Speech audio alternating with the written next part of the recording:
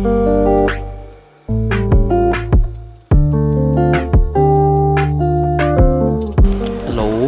Rinig ba ako? Ayan, hello, rinig ba ako? Ayan. So, dito na kami sa Naiya 1, laglag pa. Dito kami sa Naiya 1, tapos nakapag-check-in na kami ni Mami kasi sa ibang kami, sa ibang, what you call this, sa ibang check-in line since naka-business class kami. And then si Ading tsaka si Churcha sa usual na line. Pero mabilis lang yung line, hindi siya matagal. Ito, ayan. So, dito yung sa business class, walang tao. And then, dito naman is yung sa economy. So, andyan yung madaming tao. So, iniintay na lang namin sila Teacher Cha matapos. And then, papasok na kami sa immigration.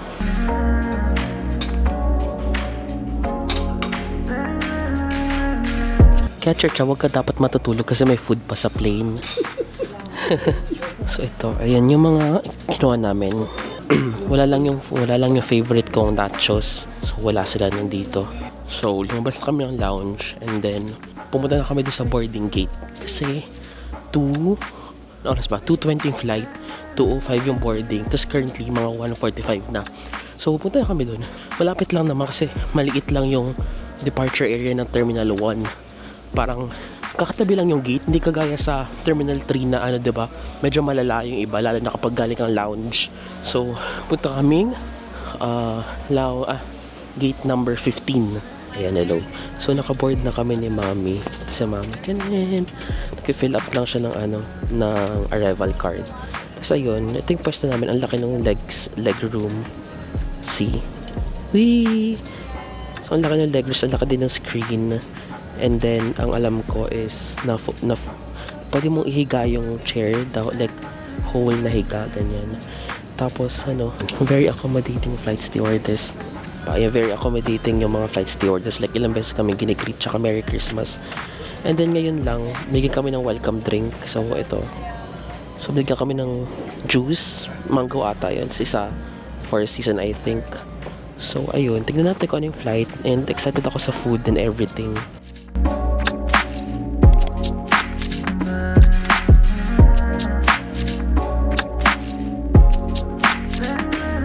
So, I think ito yung appetizer nila. Merong bread and then mushroom soup. Medyo nagta-turbulence ng very slight. Pero andito na yung meal ko. Ang pinili ko is Filipino food siya eh. Ayan. So, next na in order is yung fruit. Ito siya. Ayan, may fruit. Hindi ko alam kung ano yung green. Pero ito, mango and then pomelo. Ayun.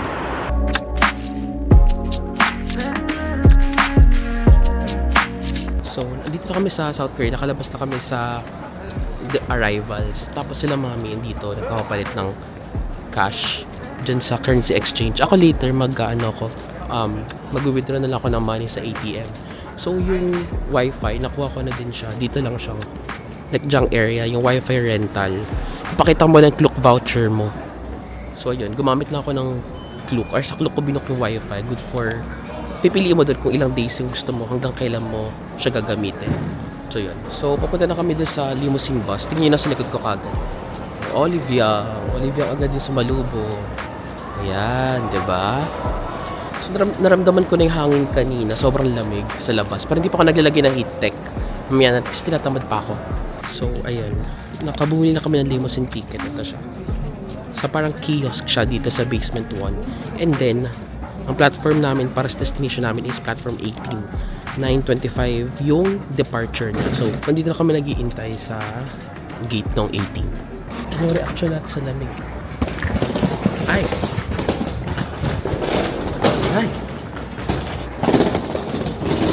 Teka lang, parang nasa freezer. Teka. Ay!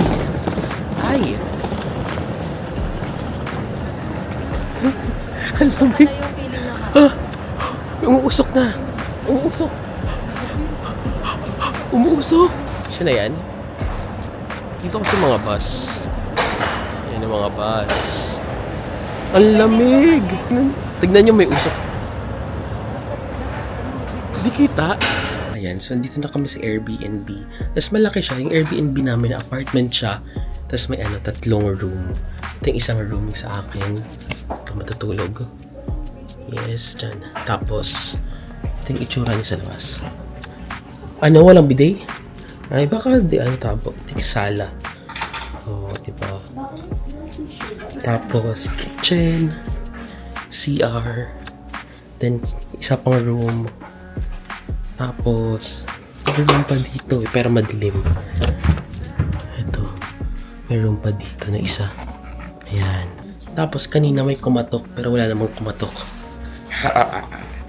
Ayan, so, papunta na kami sa nearest na station para dun kami magtatap ng climate card. And then, yung daanan dito, puro pababa.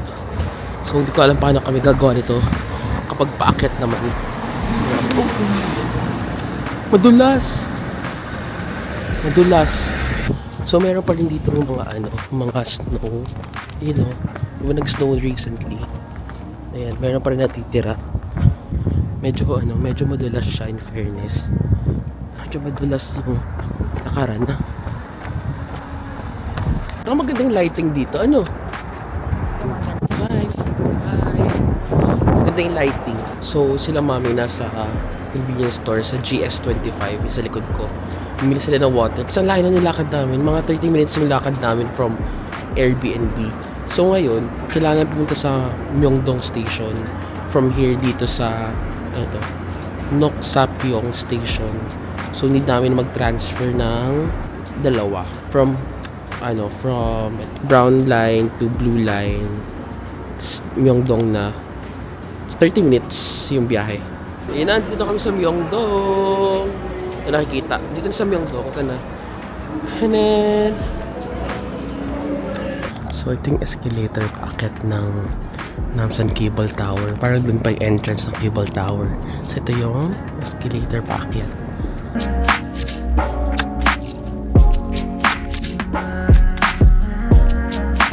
So, dito na kami sa akit kami. Cable car.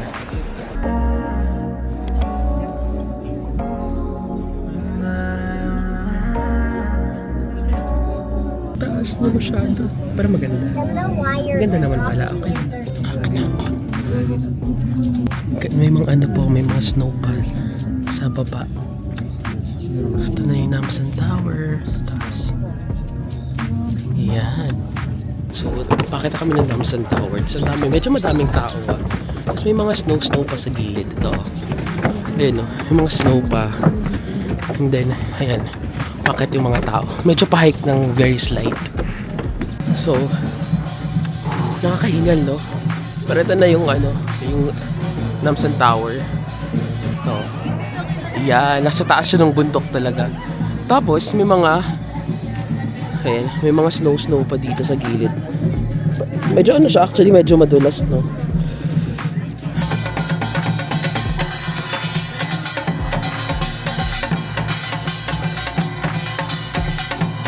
Wow! So pagpasok namin sa observation deck, like sa baba, may ganito sila. Parang, ito, Christmas themed na ilaw-ilaw. Oh, diba?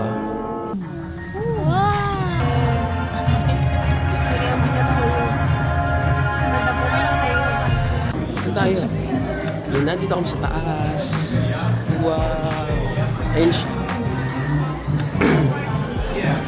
Wow.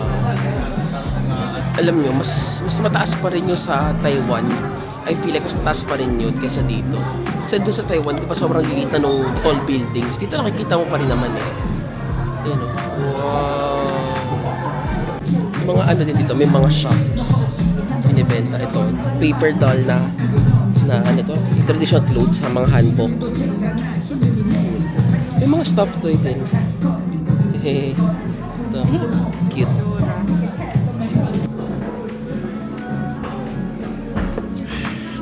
So, dito kami sa ano ba ito? Third floor ng Namsan Tower. Tapos may dito, Dusam na cafe. Kasi kanina pa kami nagtatang coffee. So, order kami ng caramel macchiato. Kasi ito yung view, ang ganda. Oh, diba? Saan ka makaka-coffee ng ganyan yung view? Wow! So, ayun, nakababa na kami ng Namsan Tower. And then, ngayon, pupunta na kaming Myeongdong Street. And sobrang lamig na ngayon. As in, sobrang mas lumamig na ng sobra. Hindi ko alam kung anong temperature na, pero mas malamig siya kaysa kanina. So yung Myeongdong Street is nasa baba lang ng Namsan Tower, like ilang streets away lang siya. Siguro mga 5 to 10 minutes subok. Myeongdong Street na siya. Lumamig lalo, no?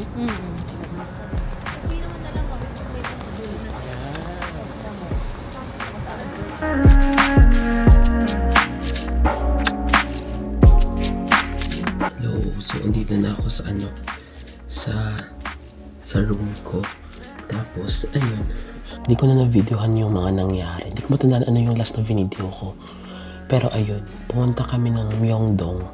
Tapos sobrang daming tao. As in, ang dami-dami talaga. Both locals and mga tourists. Sobrang daming tao talaga. Ay, wait lang, nag-play yung sa work ko. Anyway, yun nga. Sobrang daming locals and sobrang daming mga foreigners din, mga visitors dun sa Myeongdong area. Kasi nga, di ba, sikat yun. So, ang pinuntahan na naman namin dun is Olive Young. Olive Young is store na mga facial products, body products, mga cosmetics, tsaka skincare. Ito siya. Olive Young. So, ang nabili ko sa Olive Young, una is CosRX. And CosRX na toner. Alam ko yung brand na CosRX, maganda daw to. Pero hindi ko pa natatry yung toner nila. Ang natry ko dati is yung facial wash nila na nag-trending before. So, natry ko tong toner tonight kasi nagkakahilamos ko lang. Bumili din ako na, eto, nakita ko lang, serum siya. Hindi ko alam yung brand. Pero nakita ko kasi may mga kumukuha kanina. And then, meron ding, unti na lang yung box doon. So, sabi ko baka mabili. And then, next is, bumili ako ng Dr. Jart. Ayan, dalawa sila. So, yung Dr. Jart, hindi ko pa din natatry, pero kasi in-endorse na ng Enhypen. So, itatry ko siya. And sabi naman ng iba, maganda daw yung Dr. Jart. So, ito is repair cream. Ito yung parang gagamitin ko na din yung moisturizer after ng skincare. And then, bumili ako ng moisturizing cream ng Dr. Jart. Ito yung gagamitin kong pinaka final step. Ito, bumili ako ng retinol. Ito yung magiging parang isang part ng serum ko. Hindi ko alam, di ba ang retinol kasi is para yung dark spots is para mag-lighten. Lastly, bumili ako ng W Dress Room. Alam ko, naging super trending to before kasi ginagamit ng mga K-pop artist. Ang pinili ko is Peach Blossom. Dalawa to tatlong options na doon. Itong peach, tapos parang clean room ba yun? Yung color blue, tapos may yellow. Pero ito yung pinaka-nabanguhan ako kasi hindi siya sobrang tapang. So, sobrang sakto lang siya sa may mga allergy katulad ko. Sobrang bango lang niya.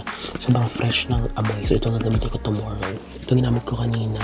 Alam ko Japanese brand to Senka na Tumigil din kami sa isang coffee shop kasi sobrang nasi-CR na kami. So, yung coffee shop na pinuntahan namin is yung Idea Coffee. So, Idea Coffee, ang dami niyang branch sa buong Seoul, nakikita ko. And ang model nila dun ngayon is yung sa Lovely Runner na lalaki. So, yung mga cups nila kanina, lahat may ganito. So, parang siyang cup sleeve event, diba? Lahat may ganito. So, sinave ko para kung sino may gusto. Pumunta ako sa K-Meka. So, K-Meka is sa Myeongdong din na area. Binibenta nila is puro Korean pop na mga merch, albums, and etc. So, nabili ko dun is merong part doon ng mga stickers. So, ito. Yung parang meme. Didikit ko sa laptop ko. Ito, sa sister ko. Kasi kamukha nung cat namin na si Jaden. And then, ito, cute lang. Soul. Parang parang luggage tag. Yung binili ko dun sa K-Meka is itong bagong album ng Enhypen, yung Daydream. Dalawang version to, pero ito lang pinili ko kasi medyo mahal, parang 20,000 won. So, bubuksan ko na lang personally kasi na makukuha ko. Tapos, ang next kong pinuntahan after nun is pumunta ako sa ABC Mart. So, ako naman, pumunta ako sa ABC Mart. Ito. Tapos, buti na lang, meron din yung shoes, brand shoes na gusto ko. Like, recently, pero nagustuhan ko siya this year. Na ginagamit ko talaga every time nagta-travel ako. Yun yung ginagamit ko, which is yung On Cloud na shoes. And ito yung same color and same design na gusto ko na nakita ko sa Manila. So, meron silang available doon. Ito siya. Ayan. Cool, diba? Color white siya. So, very bagay siya sa kahit anong susuotin mo. Ano nga, second day na namin. So, kahapon kasi sobrang sama din ng pakiramdam ko. Kaya, parang hindi ko masyadong naka-vlog din talaga buong araw. So, today is Second day namin, tapos ang itinerary namin is Gyeongbokgung Palace and then Hanok Village, tapos Insadong. Kasi magkakadikit lang daw, yun ang alam ko. Magkakadikit lang sila ng area. So, ito yung area na pinagsistayhan namin, no? Sa Sowol. Ito siya, isang buong street. Ayan, ang ganda, no? Parang ano siya. Alam mo, Korean drama talaga, yung mga bahay, di ba? So, very tahimik siya kasi wala masyadong taong dumadaan, tsaka may mga kotse, pero hindi masyadong madami, like ilang peraso lang. Tapos yung ano dito, yung rooms, apartment, parang per isang building siya, tapos madaming mga doors. Ayun, kailangan umusog ako kasi parang may lalabas na tao. Sabi ngayon, mas malamig daw today. Ewan ko lang. Sana mag-snow, no? Kasi di pa nga nagsasnow eh. Ooh, wait lang. Tingnan natin to.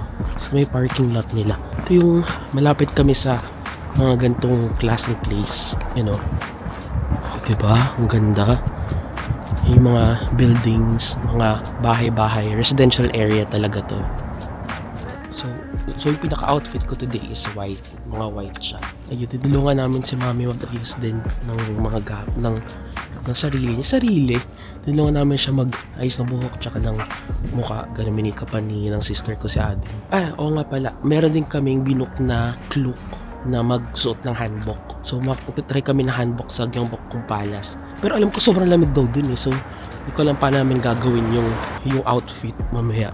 So ayun na sila Mami.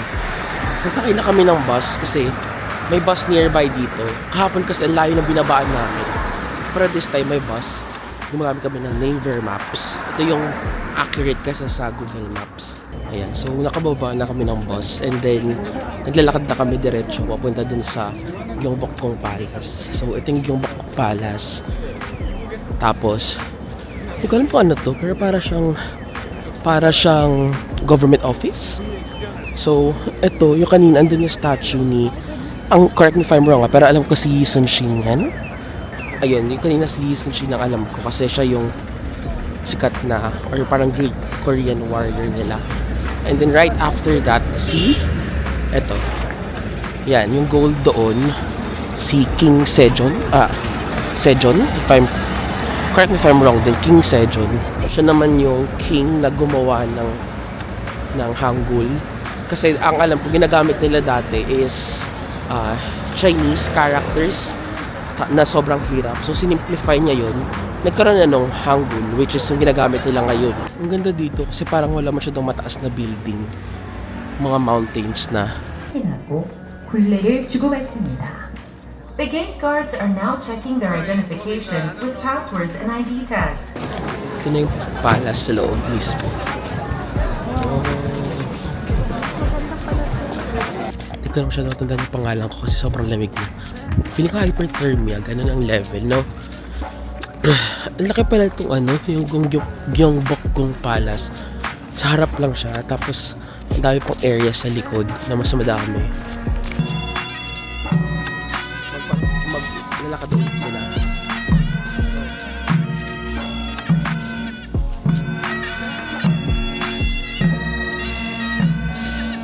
So yun, dito ko pinunta na namin yung parang sikat na place dito sa Gyeongbokgung Palace. Ito, yung may water.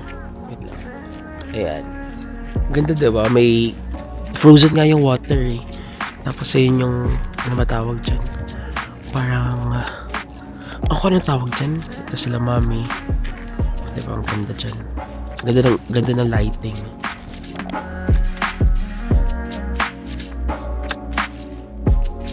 Hello!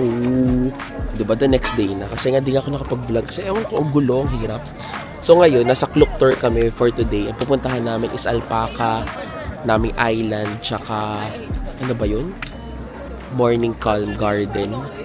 Tsaka Petit France. So ngayon, sa Alpaca kami.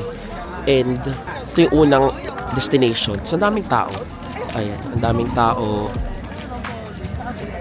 Tapos located siya sa taas ng bundok. So medyo mas malamig siya. Mas daming snow sa paligid. Kapasok na kami. Ito yung ticket pala. So binigay na siya ng tour guide. Kasama na siya sa Kluk Tour. So binigay siya ng tour guide sa amin kanina sa entrance. So dito kami pupuntang area. And I think doon manggagaling Alpaca kasi mababa daw sila ng 10:10. Ayan o, sobrang daming snow sa area na dito. Sa mountain siya. Oh, saan tayo pupunta? Ala, ayun na sila. Ayun o. Ayun phone. Ayun o. Dito ka, ay, ba ang laki? Dito kami sa loob ng fence. Tapos dito sila dadaan. So, bibigyan namin sila ng food. Tabi kami parang food. Ayun sila, pupunta sila doon. I think they're down. Ayan. So, baba sila dito. Dito namin sila bibigyan ng food. Ayan, nakabilog sa buong area. Diba? Ang cute nila.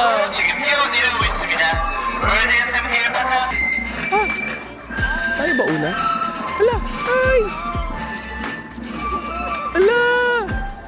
Mami! Nandito sila! Nandito sila! Ay! Pero...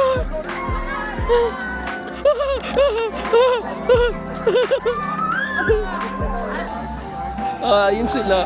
Nakakatakot ng slide, ha? No more. Wala na! So yun, mabilis lang sila kumain. Parang 10 to 15 minutes. Tapos, nung wala ng food yung mga tao, nag-alisa na sila. Sumulit na sila sa taas. So ngayon, may mga ibang areas pa daw dito. Di-discover namin kung saan yun. Saan yung map? Yung map? Ano pa meron puntahan natin? So may capybara daw. Favorite ko yun. Favorite ko kinakantayin lagi. Capybara, diba? So makikita ko na yung totoong capybara ngayon. So ang pupuntahan muna namin is yung capybara. Kasi yung mga tao, yung sobrang daming tao, pupunta sa kabilang area. Like pag ganun yung ikot nila. Kami ang gagawin namin, pabaliktad. Diba? Utak lang yan. Kasi syempre andun yung daming tao. So dito wala pang tao. So tara na. Yung una namin muna pala isang bricks. Ito yung nadaanan.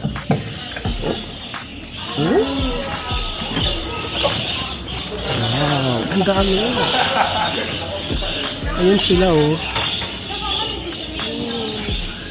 Wait lang, ba't ang laki ng eagle? Natatakot ako.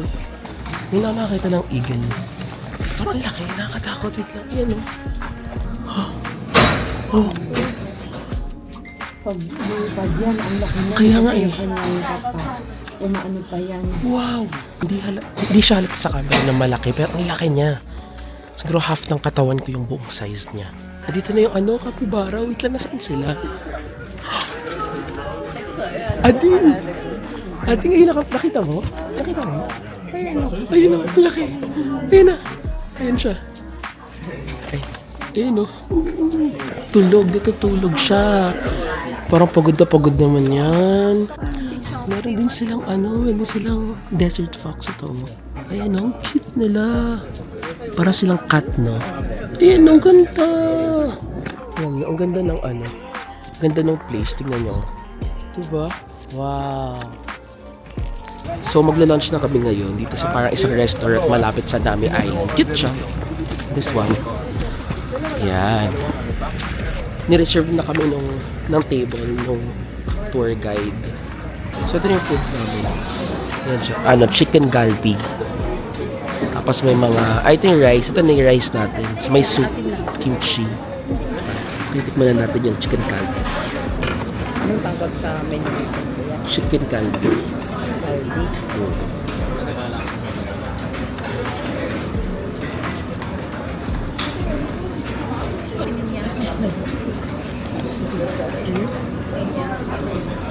So dito na kami sa may Nami Island. Tapos sakay na kami ng parang wharf, parang boat.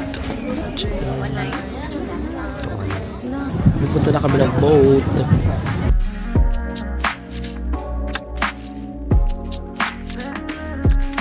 Dito lumabas kami kasi sa loob parang wala kang makikita. So dito sa labas try natin. Mas maganda siguro.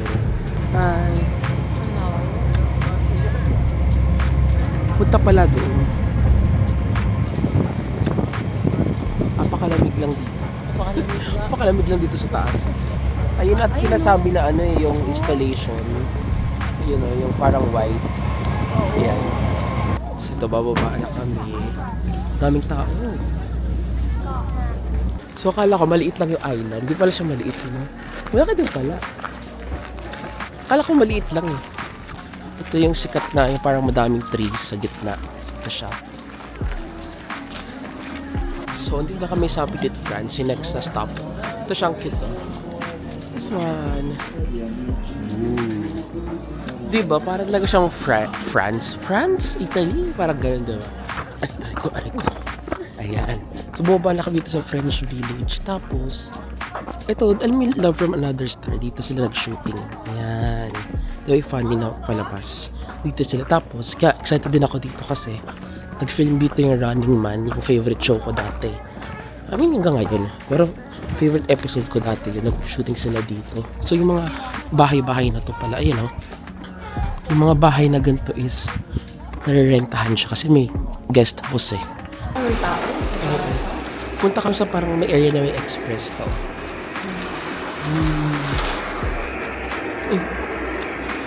Nakaka-amaze kasi yung area to, nakikita ko lang sa Running Man, like tinatakbuhan nila to, tinataguan nila ng ayun na diba, tumatakbo sila dyan, tinataguan nila yung kalaban nila. Cool.